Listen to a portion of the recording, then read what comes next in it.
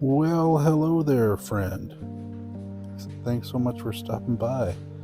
Thanks for hanging out. Andrew Najera here at Drew Installs Hardware. Today I'm going to be installing an LCN 4040XP. This particular one has the Cush Arm option, which is a stop built into the arm, right, just like that. And they are supplying us with through bolts, wood screws, and machine screws. So we're going to be drilling and tapping this one. That's what it's going to look like when it's all said and done. Always follow those instructions. Here they're going to give us the numbers for the 90-degree mounts, and also for the frame side, the shoe. Excelente.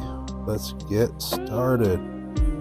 So I'm realizing here that I have a screw-on seal already installed, so I'm going to need to mount the arm on top of that screw-on seal. On this narrow seal, sometimes you can move the shoe behind it and still mount it to the frame, but that would change the degree of where it's going to stop, so that's not an option for me here. So I'm just going to mount right over the top of the screw-on seal, and here I'm getting my over numbers.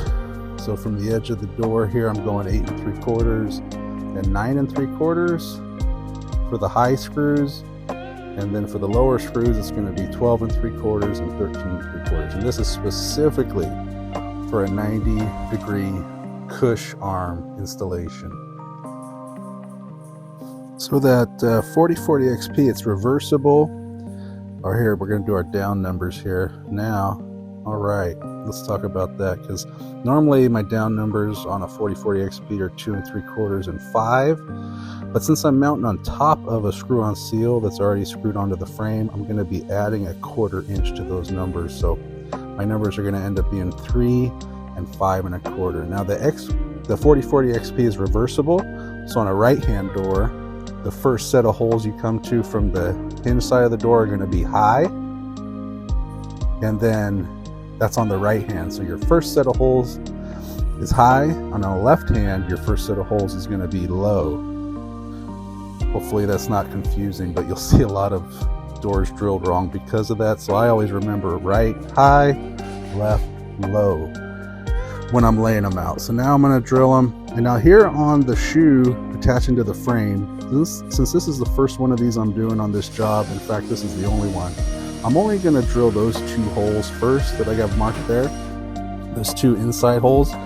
Now the reason I do that with these stop arm closers when I'm doing the first ones on the job is just in case I've done something wrong or haven't accounted for something and I end up needing to move the shoe a little bit.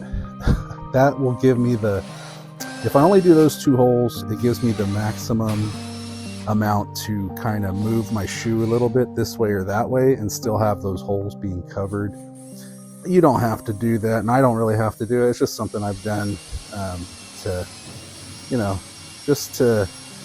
like for example, on my next one, I would just drill all the holes because I know they're all going to be good. But that's just the way I do it to make sure if I were to make a mistake, I can kind of not have to patch holes. When you're doing it this long, you don't want to walk by, have your customer walk by, see you with some Bondo on their frame, like, oops, I drilled a hole in the wrong spot. It happens, but try to avoid it. And I'm going to be drilling and tapping these holes on the door. The metal is fairly thin on the door, so I'm just drilling a 3/16 inch hole and going to tap it with my 1/4 tap afterwards. The metal frame's a little bit thicker, and there's backing there as well, so probably drill those bigger. Those tap sets you're going to buy usually come with the right size drill bit, but I'm lucky. The company we work for, man, they give us everything we need. We're stocked. What am I doing? If you can guess what I did there, let me know. Not going to say any more about that. So yeah, the company I work for keeps us so well supplied. It's awesome. It's awesome. All right, so now I think I got everything drilled and tapped, and those are the 2 holes I prepped on the frame through the stop.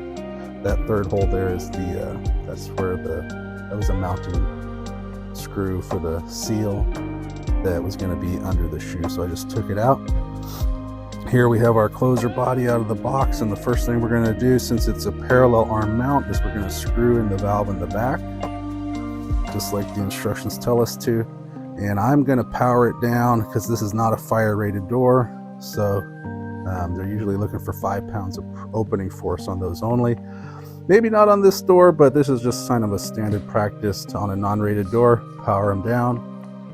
So we're going to put the butt to the butt side there, not the barrel to the butt. If you're doing a regular arm, the barrel goes to the butt. Here we're going butt to butt, and now on these arms are handed, and you can re-hand them. So I have to move where that big metal stop is on the arm.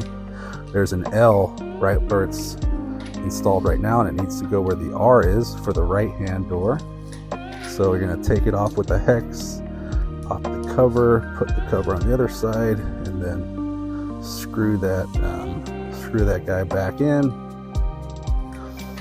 and that'll make sure yeah, my fat fingers are having a hard time getting that started. Wow, Drew, it looks like the winter bulk is in full effect. All right, don't go too crazy, guy.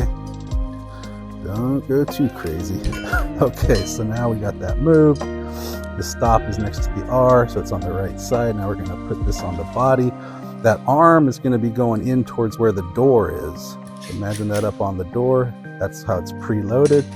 And because we powered it down, that arm isn't very stiff anymore. That spring is loosened, so it's not very stiff. I'm going to grab my machine screws, and then we're ready to put it on the door. And when I put this thing on the door, when I drill and tap, I don't use my impact to start it. I start it just with a screwdriver.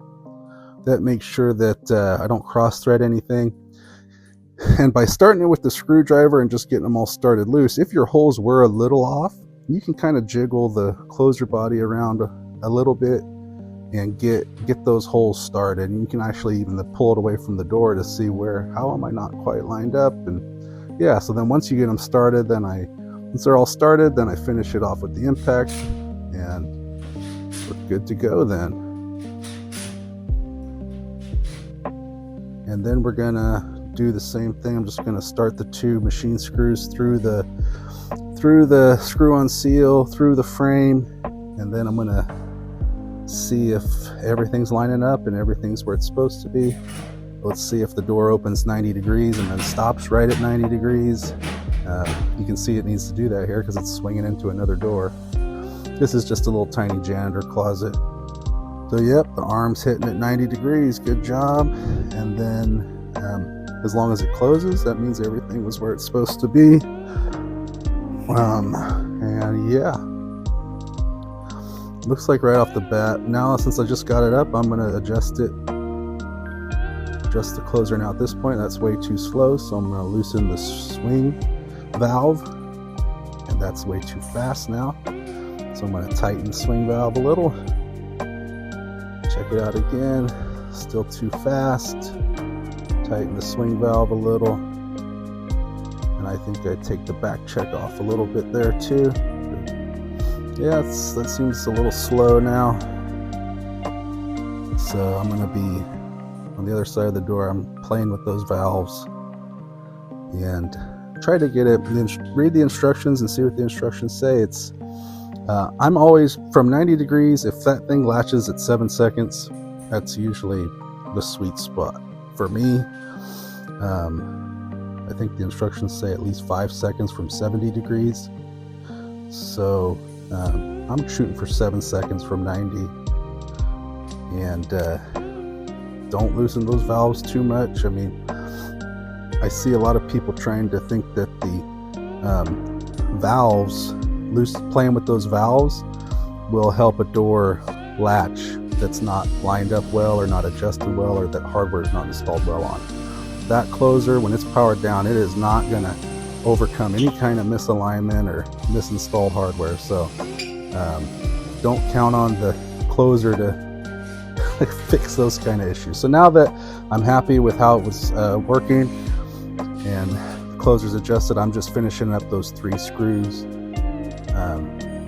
Those 3 screws I need to install in the shoe there, and these are probably the best closers I install. I'm showing you here. I'm using a little bit longer 1/4 20 screw than what it's supplied with. since I am having to go through that 1/4 inch seal. That's just a little bit better there. Yeah, I mean, these closers are so awesome. They have so many options on the arm. They have the regular arm, they have the parallel arm shoe, they have the EDA arm, they have the hold open EDA, they have the Cush hold open, the spring Cush hold open. I mean, these closers can do it all. They've got like 20-30 year warranty on them, something like that. I mean, so these things are great. We want to install them well, follow the instructions, don't mess with your manufacturer's warranty. Anybody ever tells you to not put the enclosure on by following the instructions, do not listen to anything else they have to tell you, because that is so important. Follow the instructions. So where are we at, Drew? I think we're getting there, man. So yeah, now it's a little bit closer look. That's what she looks like. Stops the arm. And yeah, looks like it works. Bing bong. Very nice. Throw the cover on. The cover has a set screw. It's got a clip that clips over the barrel. Then it's got a set screw, and I just wiggle that closer cover back and forth to make sure when I'm trying to find those threads. Hey, it's in. Thanks so much for taking the time to watch this video with me. I'll do another one with just the regular EDA arm or a regular arm, or with all these different arms. I'll make more videos. Thanks so much. Catch you next time.